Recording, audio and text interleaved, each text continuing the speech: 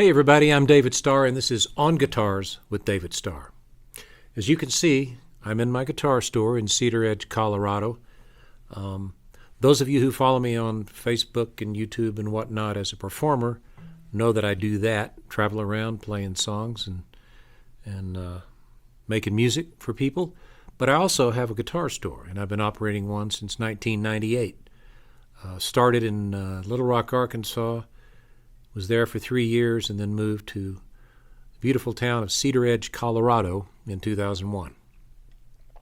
What I want to do on this series is talk about guitars I like, guitars that have come my way over the years. We all have that story about the one that got away. Plenty of those stories too, but those just make us sad, right? So let's talk about stuff we still have. I've been lucky enough to work with a lot of great guitar companies, and been lucky enough to pick up a lot of cool guitars along the way. So I wanted to start today with a kind of a combination of the two. In my store, we sell Larrivée guitars.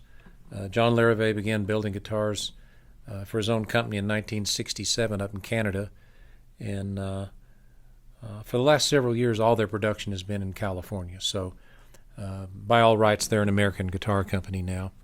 But they make great guitars, they're priced right, and they're wonderful people to work with. Three things you really, really want if you're in the guitar business and if you're looking for a guitar. So I thought today I'd talk a little bit about my L-09 Custom, which let's talk a bit about that model designation. L is Larrivée's proprietary Larrivée shape. It's not a dreadnought, it's not an OM, and it's not a slope dreadnought. It's kind of an amalgam of all of that stuff. And it's a really, really comfortable body shape, a little tighter and more compressed sounding than a regular dreadnought. I really like it, and I've got a couple of them. This particular one, you might say to yourself, if you're a guitar person, that looks a little Gibson-y to me. Well, yeah, it does. When I wanted to have them build me a guitar a few years ago, I'd been playing an old J45, and I liked it, but not as much as I might have. And I thought I want something a little different, but with a similar vintage vibe. So I went to Larrivée, and they were nice enough to work with me. Started out, let's just start at the top. Started with vintage style tuners. You know, if you look at a lot of old Gibsons, this is the tuner you'll see on it. I believe these are made by Tone Pro. Could be wrong about that, but it's a really, really high quality reproduction tuner. Works well on this guitar, stays in tune, all that stuff. Moving on down the neck, one of the things that Larrivée is known for, and they do a really good job of, is wood binding on their guitars. And while I have some of their instruments with wood binding, certainly have some here in the store, I wanted something, again, that had a more vintage vibe to it and a vintage look. So I had them use the ivoroid or plastic binding, grained binding. So if you were able to look very, very closely at it, you'd see it's got a grain to it, like the old stuff had. I noticed this is starting to yellow a little bit and get a nice patina, which is cool. So it's only a few years old, but I've played it a lot, traveled with it a lot, and it's beginning to get, you know, kind of a worn-in feel to it. I've dented the neck a little bit with capos and leaning it against things, which I know you're not supposed to do, but it happens. Right? One of the things I try to remember is that a guitar, at least in my instance when I'm a traveling musician, it's a tool, and that's what I use it for. But I do take care of them. For instance, the top gets scratched up from the pick. I try to buff that out and keep that polished out when I can. But anyway, getting back to the construction. The back and sides are East Indian rosewood. And the J45, my J45, is a typical mahogany model. And I thought, well, if I'm going to get something else, I want to get something a little different. Don't get something you already have necessarily, right? So I had them build this one out of rosewood, and I'm glad I did, because it's got a nice compressed, darker sound to it, but it still has a nice sizzle on the top end. And for those of you who are not guitar nerds, some of this stuff may sound like acoustababble to you, but that's how we describe stuff in this world. The top is moonwood spruce.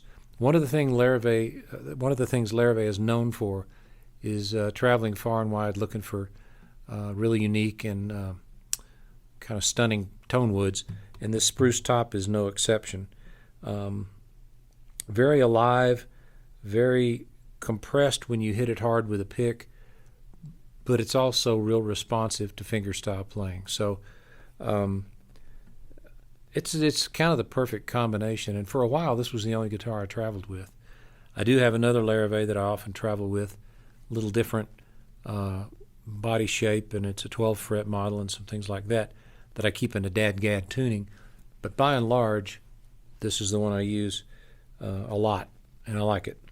Nice sunburst top, again, kind of a nod to the vintage years, the golden age of guitar making. And let's see, what else is going on here? Got an LR Baggs Anthem pickup system. I use Baggs stuff in a lot of my guitars. I know that Larrivée likes to use LR Baggs a lot in their guitars. Not exclusively, but they use them a lot. This is the Anthem system. And that system has their True Mic technology, which gives you a little condenser mic in here, which picks up the inside of the guitar, picks up the near top of the guitar, gives you a little more of a mic'd sound, and then you blend that with the undersaddle active element pickup. So kind of the best of both worlds, and it works really, really well. Never had an issue with feedback, and though I don't play huge arena shows with big monitors in my face, where feedback would typically be a problem, I do use a small PA behind me a lot, and even that has not been a problem. So highly recommend the vintage or the Anthem in your new or vintage guitars. It plugs in there with the in-pin jack. So this guitar, I don't know, been all over the United States, been to England and Scotland. God willing, we'll go there again, right? But I'll play for you a little bit. Like I said, it handles a heavy picking pretty well. I use a heavy pick. I use a Vinnie Smith's V-Picks. This is, I think, is the Tradition Light, something like that. I forget. It's got my name on it, so I won't lose it. Or I can tell it's mine when I find it. And it's pretty thick. I don't use these when I record, but playing live I like them because I can hold on to them, and they really dig in. Before I play, a little more nerd stuff about the setup here. As you saw, I'm not plugged into the pickup. I'm using a microphone. This is a Warm Audio WA-14, really nice mic. We sell those in the store. Got that plugged into Persona Studio Live AR8C, which is their little AR series mixer that's got an onboard SD card recorder and effects and all that. Great series of mixers. So I know everybody's looking for the best live stream sound these days. I'm using the Mevo Start camera, which has microphones built in, but I really wanted more of a condenser mic studio sound. So this mic is all we're using, give you an idea. So I'm going to play a little bit with a pick, and then I'll do a little finger stuff, and then we'll move on. All right.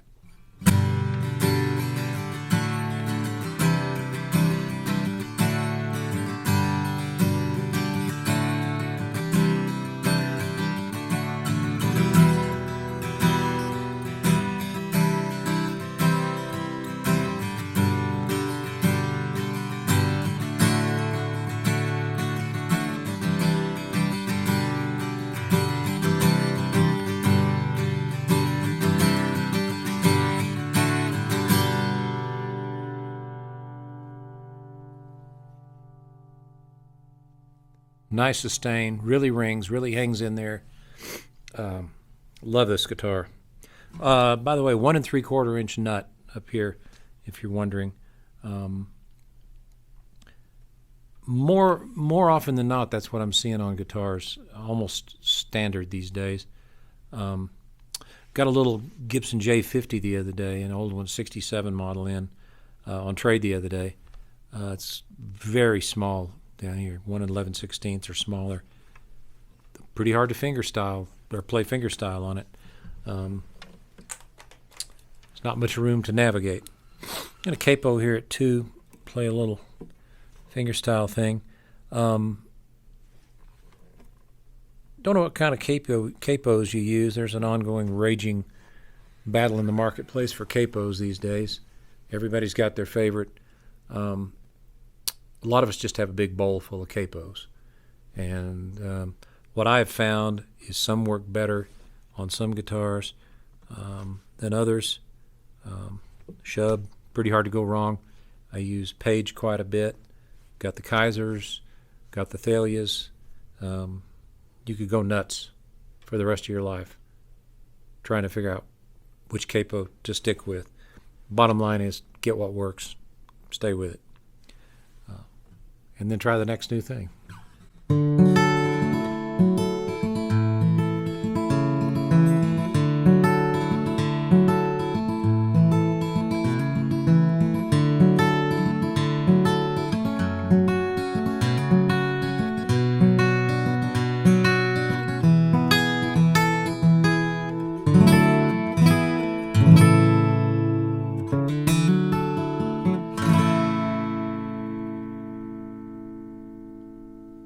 Really nice for fingerstyle work. I don't use picks because I just can't seem to get used to them. So I'll use a boost pedal generally to boost my volume when I'm playing live. Gives me a little more oomph out front. But got another Larrivée or two that we'll talk about in upcoming episodes. But things that we'll do coming up, got some old Martins, got some old Gibsons, got some new guitars here in the store. Maybe we'll talk a little bit about different price points and what's available in the marketplace, because I don't want this to just be about old guitars that are expensive, or even custom guitars that you don't have time to wait around on getting one made, that sort of thing. There are a lot of great affordable guitars. I try to have stuff in the store here that I'd take off the wall and go to a gig with. That's kind of the criteria for me. But we'll do more of this. Thanks for tuning in. Please share it with your friends. My music is available at davidstarmusic.com. We'll see you next time on Guitars with David Starr.